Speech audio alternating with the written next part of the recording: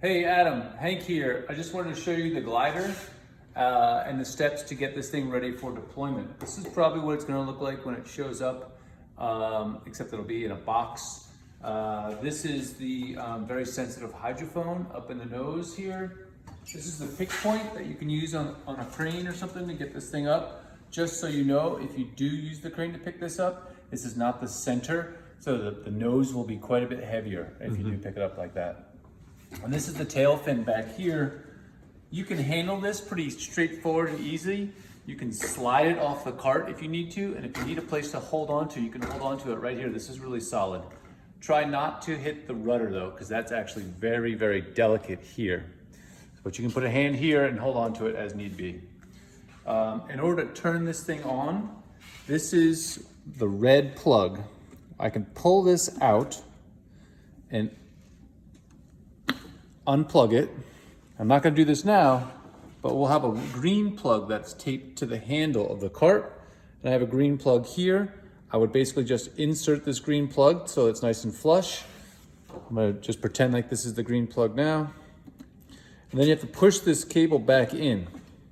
And you push it in far enough so that this little end connector doesn't interfere with the prop. Now, I keep the rubber band on here for shipping, but again, we don't want the rubber band on there when you deploy it. So that's gotta be clear of the prop so it can spin around. Sweet. The other thing to know is there's one cable that you're going to have to connect, and that is up front here. It's called in the hydrophone. So there's a cable here that's not connected. It's got 4 pins and a guide. And then this is what's called a dummy plug. And I've left that with some tape in it that says plug me in. Nice. And in order to sort of make sure that all the sensors are working properly, you unscrew the dummy plug, put that aside, and put your cable connection in. There's a little threaded cap to keep it on, keep it watertight, and screw that on like that. Then when I turn it on, this will wake up. Now, one other thing, this is a protective nose ring. What you can do, these little pins down here have a button. If I push on that button and I pull that out, and I push on the button on the other side and pull that out, the nose ring can slide right off. This also has a little buckle here that makes a strap. Keep it from, if I undo that, now this glider is free to slide off the cart. If you were to deploy it like this and slide it, it can slide right off. Sweet. If you were to deploy it with the pick point, the one other thing too that we need to talk about is the wings. We need wings on this thing before it's deployed.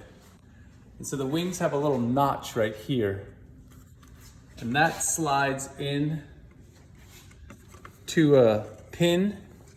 You can feel it kind of click, and then there's a spring-loaded latch back here. Now I can't, unless I shouldn't, yeah. It kind of clicks into place, and that's why we have this Phillips head screw right here. So once we tighten that down, Super locked in. that'll be super locked in, right? And I can put the other one on too, same way. Notch, slide it forward, clipped, and screwed down.